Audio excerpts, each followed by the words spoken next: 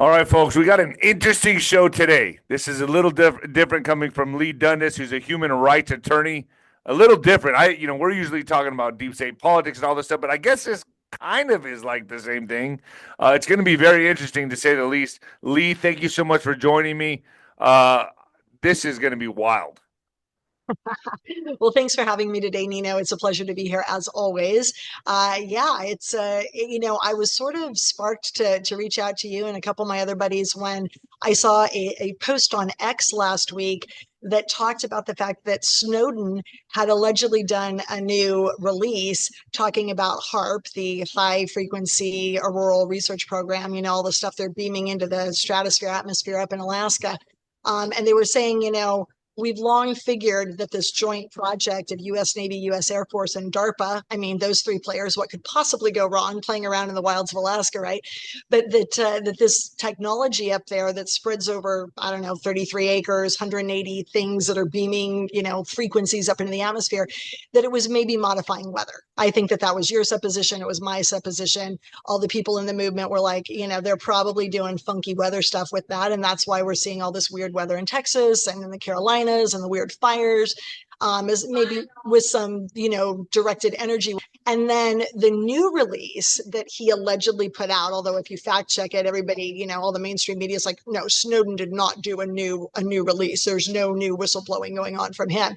But allegedly, this guy on Twitter said, no, he is doing a new release. And what he said is that the HAARP program is not just fiddling with our weather, it's designed to fiddle with our cells and fiddle with our minds and fiddle with our mood. And the notion that you could be using frequencies to not just harm the cellular organism, but actually screw with our mental health is something that sounds, super far-fetched. I mean, it's the stuff of sci-fi movies.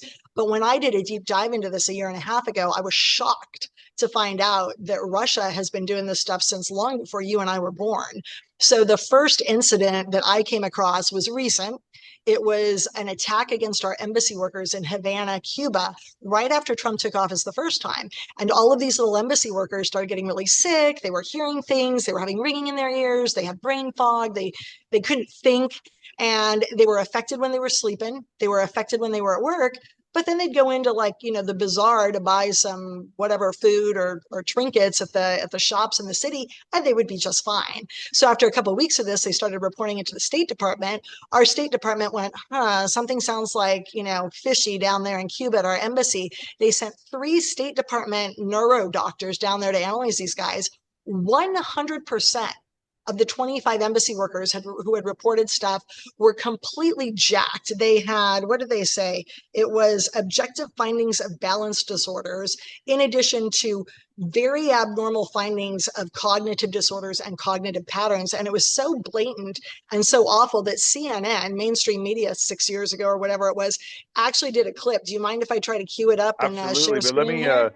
Let me pause you just for a second, folks. It's that time again. Obviously, we're getting bombarded by all kinds of frequencies, folks. Why not get your heart health breakthrough red light, my red light? What if you could fire up your heart and supercharge circulation in just 15 minutes without drugs or surgery? That's exactly what cutting-edge research shows red light therapy can do. It charges your heart to mitochondria, helping it beat stronger, last longer, and fight inflammation. In one study, mice with heart failure bounced back fast, their heart shrank to a healthy size, and function soared. No pills, no side effects, just pure light power. And this is like, to me, this is very relevant for our discussion today. Red Light delivers the exact therapeutic wavelengths used in those studies so you can energize your heart naturally. More stamina, better blood flow, a heart built to last right at home. To claim this breakthrough yourself, go to myredlight.com. myredlight.com and use the code Nino, folks, to get started. All right. Let's go. A little background there, but it's okay. Go for it. Hey, no worries. Can you see my screen right now, my friend? Yep. All right, so this is the CNN clip that ran about the attack on our embassy workers. Here we go. Dozens of unexplained illnesses, including head injuries, forced the U.S. to bring home diplomatic staff from China and Cuba. The scientist who led the investigation tells the New York Times the main culprit is likely some kind of microwave weapon. It all began November 2016, right after the U.S. presidential election, and that is when U.S. diplomats based here in Havana said they begin to experience these really strange symptoms, often at night, sometimes while they're in bed, asleep in their homes or their hotel rooms here in Cuba. And they said that they would feel nausea, hear loud sounds, hearing loss. But if they got up out of bed, if they left the room where they were in, it would stop. If they walked back into where they had felt this incident, this attack as they described it, it would start again. So they felt that they were being targeted with some sort of mysterious beam of energy. Now we have scientists saying that perhaps it's a microwave weapon that shoots a beam of energy, and it can be pinpointed in the way these diplomats described both here in Cuba and in China, and that it can actually cause people to think they're hearing sounds, but this is just a symptom of this beam of energy. We don't know very little bit about these weapons because so few countries use them. There are a couple things from that reporting, that there is some place of blame, or at least looking seriously at Russia. And then the other is, it's not just a very disturbing high-pitched noise, but there might even be voices or a message, a continual message. There are a number of countries, including the former Soviet Union and now Russia, that have microwave weapon programs going back decades. There's some evidence that they've been used in other countries against U.S. diplomats, that this was a very active program. And it's kind of the perfect weapon because it leaves no trace. So I've heard of things like voice control technology. I've heard of things like that. I've heard that they were experimenting with this kind of stuff during World War II. This is not new to me. The thing that gets me though is that, you know, they could be using this on our society, on American civilization, on us. You know, that they could be using it on American citizens. Yeah. And this would feed right into the pharmaceutical companies. Oh, you know, you're crazy. You need this pill for that, that pill for this pill for that. Do you get what I'm saying? Yeah, I get what you're saying 100%. Yeah, I know it is exactly sort of a perfect storm of catastrophic proportions. And they've known that that was the case, they meaning our own government and Nobel Peace Prize astrophysicists, since, you know, you and I were literally in diapers, which I'll get to here in a second. So that was one of the most recent attacks that made mainstream, you know, headlines. When I started doing a little bit of a deeper dive, you heard the CNN reporter say at the end that Russia and Moscow have decades of experience in this. And it turned out that one of the very first attacks using these type of frequency weapons was against our Moscow, Russia embassy workers in 1960. I was negative 12 years old, to give you an idea, and I'm 53 years old right now. So in 1960, same drill. All of our workers in Moscow start feeling sick. They're woozy. Their cognition is for BS. And our State Department and our CIA goes, we think something is up. So they start in 1962, 2 years into the reports of illness, Project Pandora. And they literally put like lab rats and guinea pigs and monkeys into our embassy to use those as the lab rats and see what's going on. Sure as shooting, the animals are as sick as the people. And I'm talking really sick. Like our embassy ambassador died of a leukemia-like weird disease. Wow. There was a 40% increase in white blood cells in our workers. I mean, these people were sick, but they let it ride. Project Pandora, CIA, our State Department lets it ride. They never warned the embassy workers until 15 years later, when Henry Kissinger, who's in charge of the State Department, sends a telegram to our embassy workers. I'm now 3 years old. This started in 1960. It's 1975. The subject was radiation and electromagnetic dangers. And they said, hey, y'all, beginning in 1960, the Soviet Union directed high-frequency beams of radiation at the U.S. Embassy in Moscow, which were calculated not to pick up intelligence, but rather to cause physiological effects on personnel. The effects that the Soviets intended to achieve included malaise, irritability, and extreme fatigue. And they thought the effects would be short-term. However, it has now been verified that the effects were, of course, anything but temporary, and in fact, were causing cataracts, blood changes that induce heart attacks, malignancies, i.e. cancers, circulatory problems, and permanent deterioration of the nervous system. And in most cases, these changes do not become evident until long after exposure, like a decade or more. They literally let our embassy workers be lab rats along with the actual lab rats they put in the building. And these people were dead, they were dying, they were having heart attacks, circulatory problems, malignancies. I mean, it sounds just like the clot shot, right? But this is, right. 1960, 1970. So I thought that was pretty interesting. And then, I'm like, okay, well, our embassy workers have been attacked once 5 years ago, once, 12 years before I was born. Next thing I find, Nino, in this little rabbit hole I'm in, is Rwanda. I think you and I both know Rwanda had 1994. I was in my late teens, early 20s. And what we know for sure is that a hailstorm of cannon shells tore through the fuselage of an airplane that had the Rwandan president and all of his senior cabinet on board. It crashed to the ground, killed everybody on board. There are two tribes in Rwanda, and they're usually at war. It's the Hutus and the Tutsis. And they were going back and forth, blaming each other for the death of the president. And, they're throwing rocks, they're throwing spears, but it ain't no jet. That's what we know for sure. What is alleged is that the CIA was also on the ground on a tarmac with these big C-130 military planes that had been retrofitted to have large-scale microwave dishes on board. Damn. And that after they did a disinformation campaign where they primed the pump to get these two tribes warring, but they weren't actually killing each other yet, they were just throwing rocks, then they lifted these planes off, and I actually have footage, but I couldn't find it in time for our show today, lifted the planes off, drove them at low altitude over these two warring factions, beaming them with waves, and all of a sudden, these two tribes went into full homicidal rage, killing, I don't even know what percent of their population over the next 60 days. It was allegedly entitled Operation Crimson Mist. And it sounds bizarre that you could actually use certain Hertz frequencies to induce happiness or hate or rage. But in fact, you actually can. Do you know how far back this goes, Nino? Take a guess.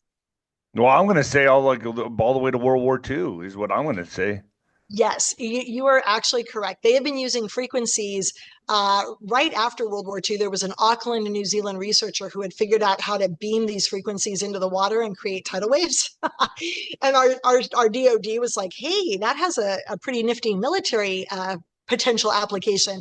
Sure enough, they paid this guy money, figured out he could create tidal waves, and they're like, darn it, if only we had discovered this man before World War II, it could have obviated the need for the atomic bomb, was the direct quote.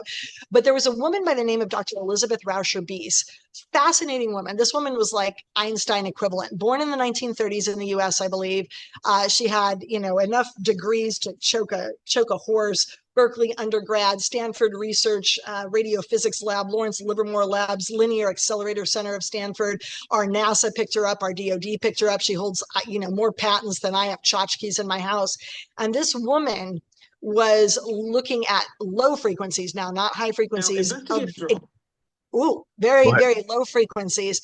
And what she predicted when she was out by me in California in 1994, I believe, in April, she was looking at these low frequencies that are naturally generated from the earth, especially when tectonic plates are getting ready to move, but they haven't moved yet. You get this uptick in the waves.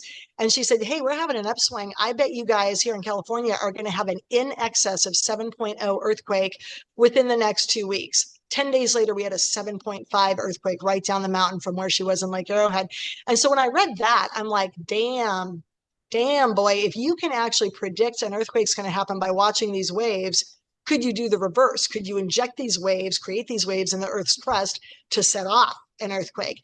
That research took me all the way back to the late 1800s. Nikola Tesla, crazy smart Serbian Croatian guy, comes to New York City with like 5 cents in his pocket. He and Edison are in a race to build the light bulb. He decides, separate from his light bulb work, he decides one day, because he's a crazy genius, he's going to tie a giant vibrator, like a giant vibrating mechanism, to this.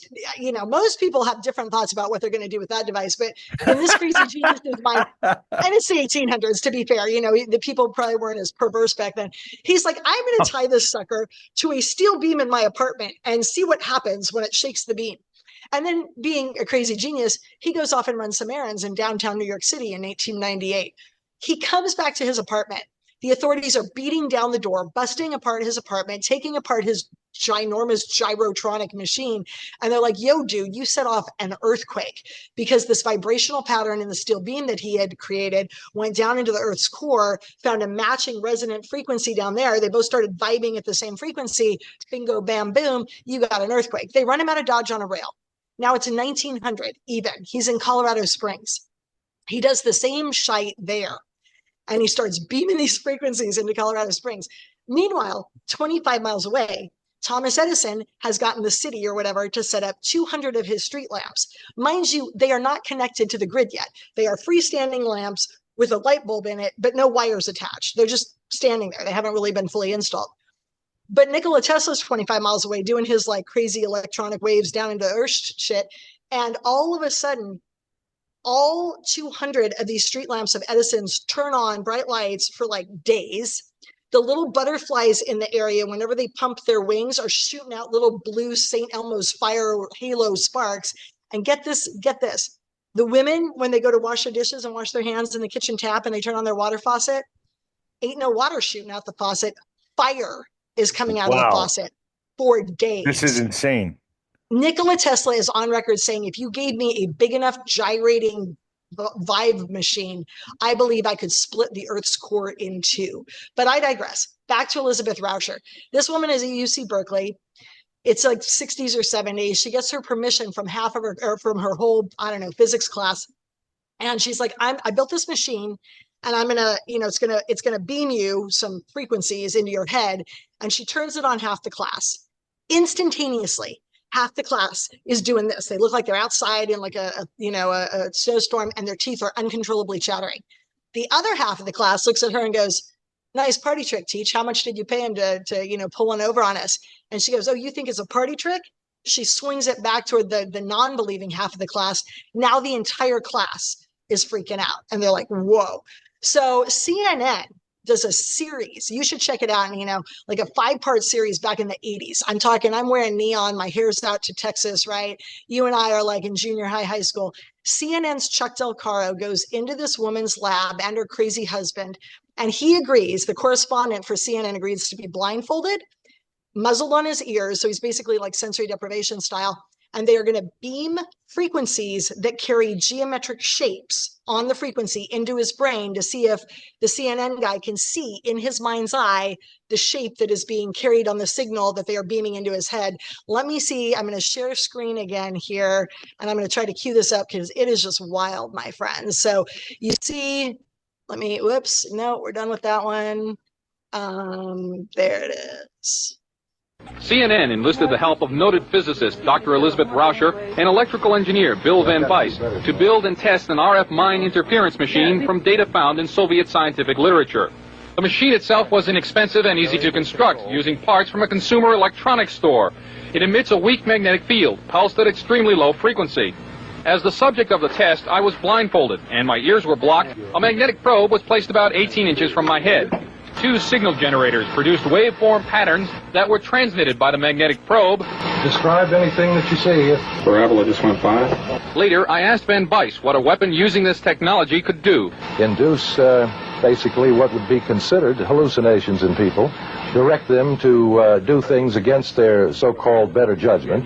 How easy would it be to assemble a weapon from existing off-the-shelf parts? In 3 weeks, I could put together a weapon that would take care of a whole town. Damn. The actual quote, Nina, was chilling. The woman, who's the real brains of these two, Dr. Rauscher B, said, give me the money and 3 months' time, and I will be able to affect the behavior of 80% of any town without their even knowing it. Make them happy, or at least they'll think they're happy, or aggressive. You can actually, there are different hertzes that cause a happy high, like you've smoked a joint, party too hard. You go 3 hertzes higher. Now you're in a genocidal rage. You go 5 hertzes below. You're depressed. The military applications of this are absolutely off the chart. The final word from CNN, let me see if I can find it here. She stated that the research was carried out on orders from the Soviet government. Is the United States military working in the field of electronic mind control? Officially, the Department of Defense will not comment because the subject area is, quote, too sensitive. But CNN has learned from this government scientist, who did not want to be identified, that a Navy laboratory conducted research into the use of an RF device for counterterrorism and special operations. It's possible to entrain a certain percentage of a population, apparently, with weak magnetic fields. The study also showed that RF signals could dissolve certain types of rat brain cells at a distance, causing disorientation and nausea. According to the scientist, Even though the program was successful, the government never followed up on it. The Department of Defense will not comment about Soviet RF weapons. However, experts interviewed by CNN say that the Soviets are apparently ahead and could exploit that lead in a surprise strategic move. A move that could have grave consequences for the United States. This is 𝗀𝗃𝗃𝗁𝗏, CNN Special Assignments. That's insane. You know where my mind goes with all this right off the bat? Talk to me. All right, so I'm going to go ahead and share the screen just for a second, folks, and take a look at this. So I think about, obviously, what happened in 2020. I got to be kind of vague here because it's fluff too, but people were dropping on the streets in Wuhan and things like that. So you got to think, okay, something was used there. They go hand in hand with this. But then if we take a look at this, what does this look like to people? I mean, this looks like a weapon to me. You know, these look like weapons. When I drive by them, I get headaches sometimes. And I'm not going to even say that. Yeah. So, you know, I get headaches. And sometimes I feel a real heavy fog when I'm around these things. And I know what, you know, people just look at these. Do these look like they have your best intentions in mind? Not to me. And then when we go over here, right here, I think it is, this comes to mind. This was the Travis Scott Astroworld concert. And you're going to tell me, you know, how many people dropped in that concert? I mean, I think they were playing something a little funky here. Security gates. Oh, 100%. Trampled in the process.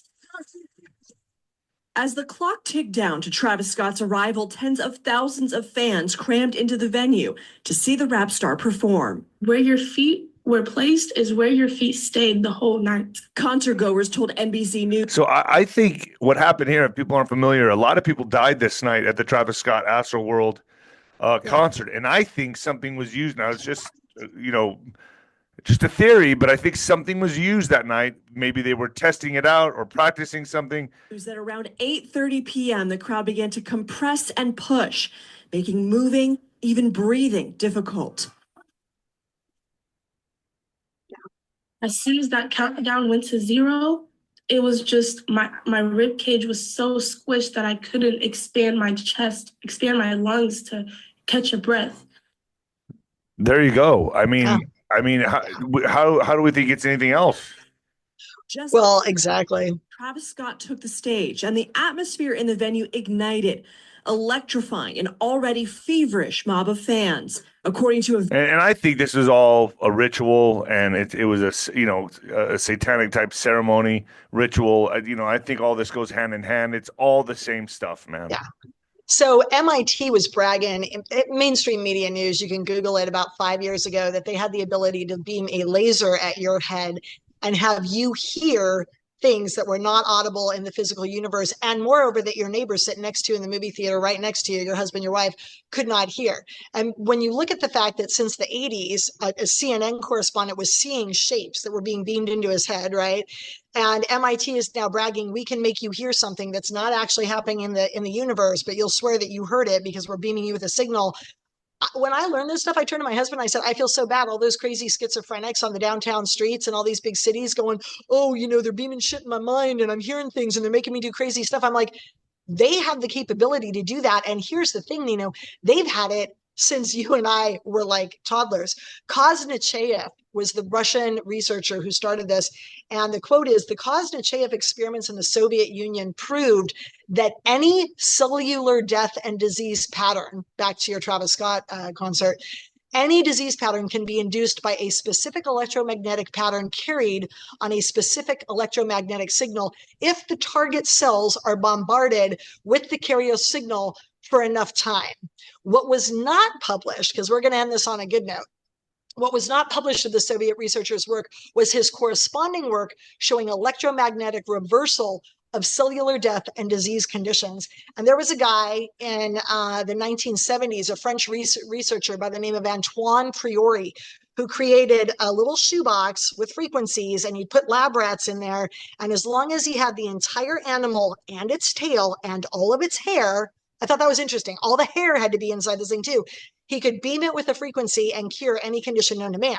So he was getting ready, Antoine Priori, he built actually a 4-story tall one that was tall enough to put whole human beings inside. And right when they were getting ready to release this technology to the world, of course, you know, the big kibosh was put on it. But this, you know, wraps back around Rife resonator, med bed, you know, frequency devices, the EMF, PMEF mats. And one of the pastors I know calls these celestial technologies, whether they're frequencies or they're cellular technologies. My husband was down in Florida. He had a really bad case 2 years ago of psoriasis on his face after one of the big events. Probably we were hit with something. And one of our friends, the pastors, go, oh, let's use a frequency device on his face. I'm like, boy, that thing looks like a giant red hairdryer on like on. Oh, like I think I've seen that. I've seen that. Yeah. And it shines a blue light, and it like. Yes, it absolutely does. Yeah, so do I. They're like, oh, it's hundreds of dollars. I'm like, I don't know what world you're living in. I've been giving it all to the freedom fight for 3 years. I don't have a pot to piss in right now. We're not buying this woo-woo hairdryer for however many hundreds of dollars. So the lady's like, okay, well, let's just do your husband's face with it.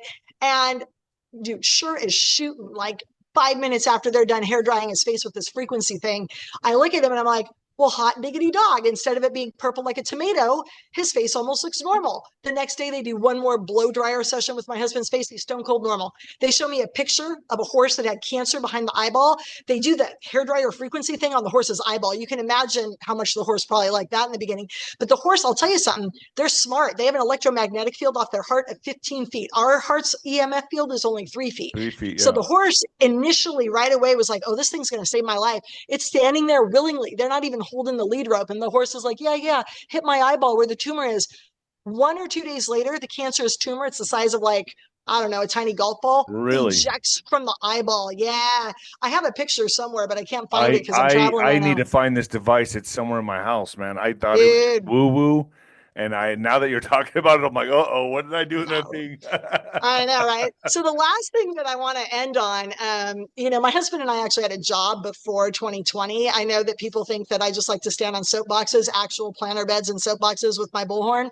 But my husband had a company that did stem cell work. We were in 7 states, not the LifeWave. This is not the patch. That's good. I've heard good things about that. These are actual stem cell injections into your joints, into your muscles to heal stuff.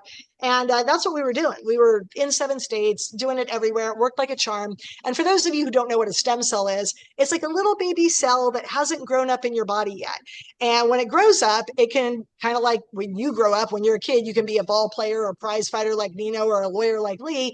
These things can grow up and they can make new ligament. If you blew out your knee ligaments, they can make a new tendon. If you blew out the tendon in your arm, they can make new cartilage. If you wore down all the cushion in your knee because you're a marathon runner, and they can actually rebuild nerve and organ tissue. And if you're wondering where they come from, there's no ethical challenges. This is not Planned Parenthood, broken baby, aborted fetuses. This is umbilical cord, which if you don't know how the woman's body works, y'all, especially the men in the audience, I don't get to keep the baby's umbilical cord after we give birth. It's not like we run around with a lasso the rest of our lives. It's not like an extra kidney. That stuff comes out of our body and they just throw it away. So they may as well get these stem cells from that whole umbilical cord, because otherwise it's just going in the trash to do nobody any good. So in terms of how efficacious this stuff is, this is ABC Channel 7. You can see this little old guy. He was a surfer, clearly older than I am. This is April 2nd last year, literally a little over a year ago. They did stem cell on this man's spinal cord. He had been a quadriplegic for 7 years after falling off a surfboard, not able to move anything below his neck. And you can see him walking around his backyard with a cane. Wow. They are getting quadriplegics walking again. My husband treated his first paralysis patient a year ago. Guy was a high-level paraplegic. Is that spot injections, or do you do it intravenously? What's all of the above? You can put it in the muscle. If you tore a muscle, you can put it in the tendon. If it's a torn tendon, this was a horse that blew his tendon so bad it was flopping in 2 different pieces. They were going to kill the horse on the track. The owner said, no, let's try stem cell. Not only did they spare this horse a bullet to the brain, a year later, that horse ran a 4-mile race, 22 steeple jumps, and won the thing. Wow. Fully blown flexor tendon. And now that thing is running steeple jumps, man, and winning. So that is, you can put it anywhere in the body. We can go intravenous, but in the spine, they put it in the area. The body's intelligent. It knows when you do it intravenous, it goes where it's needed. Yes. Exactly. Yeah. So, for systemic conditions, Alzheimer's, lupus, Crohn's, autoimmune stuff, you're gonna do an IV push usually for something like that. I mean, I'm not the doctor, I can't say that, but that's usually what the doctors will do. If you've got, a torn hamstring muscle, don't put it, in the vein, put it in the muscle that's torn. But people are shocked that this can be done. So anyway, the FDA tried to outlaw this stuff, and they did in the middle of 22 when we were all fighting for the right to breathe oxygen. But the state of Utah told the feds to take a hike a year ago. They said, you know what? We're going to make our own state law. We know this stuff works. As long as you're harvesting it from the umbilical cord, you can use it in our state as long as the patient and the doctor want to do it. And it works. It's in all states now, isn't it? No, just Really? Utah and Florida. I will tell you, a lot of doctors are doing it on the down low. Obviously, we're doing it legally because, I'm a lawyer. We follow the rules. So we are in Salt Lake, and we're doing injections this fall. But you got to get the stuff that's not contaminated. That is a hell of a hard thing to find these days. Yeah, We've got right. a clean Oh, line I on didn't even it. think about that. No, you got it. You don't want to be putting those spike proteins in when you've avoided it. If you don't mind, I'm going to share screen one more time. I want your listeners to hear a 20-second clip from one of our guys who actually got it done, because it's one thing to hear from the doctor's wife. It's another to hear from the guy who got it done. We've treated pro NFL players. This guy was a tech exec at a big company in San Francisco. We did his whole body, but we started with his neck. Here we go. Yeah, for only 3 weeks, this is amazing. I could turn my head left to right without having a chiropractic adjustment before and after. Daily, sometimes multiple times a day, stress hot in the neck. That would then lead to a headache and make me a kind of grumpy person. Grumpy Gus was a term used on one of my reviews, as I had to kind of like moderate myself and eat more aspirin. Since the shots, 0. This is amazing. I'm talking 20 years I've been dealing with this. So I can't obviously make any claims because the FTC and FDA don't allow us to, but I can tell you, we have treated everybody from 102-year-old little old ladies who wanted to square dance one more time before they died, to people who couldn't get across Costco without being in a motorized scooter and were hiking Machu Picchu and the pyramids in Egypt a month later. Literally, that happens more often than not. It doesn't work for 100% of the people, but it's damn close. And there's no side effects. They have never had a single side effect in hundreds of thousands of injections in Europe and America, as long as you keep the needle clean. But that's true no matter what you're putting in the needle. So if your folks want to find out more about these types of things, whether we're talking frequency, stem cell, we're doing a couple more stem cell treatment weekends in Salt Lake between now and Thanksgiving. Just go to my website. It is 𝗫Dundas.com. If you don't know how to spell my name, my mommy gave me extra letters like Vivian Lee. It is Leigh, and my last name is Dundas, DUNDAS.com. You just click the healthy living page on 𝗫Dundas.com, and there's a little sign-up sheet that says, hey, I want more data on whatever, any of the stuff that we've been talking about, and you just fill out that form. We'll give you a jingle, and we'll get you whatever information, because as scary as some of this technology is, we know that the DOD and the bad governments can use it for bad. I am here to tell you, this stuff can be amazing, and we can use it for good. And there's no reason, since we're the people who are saving the country, that we should not be using it for good for you and yours and me and mine. So definitely reach out if you're interested in this stuff. And Nino, thanks again for making time today, man. You are just awesome, and I'm always grateful for the platform. You got it. Thank you so much, Leigh.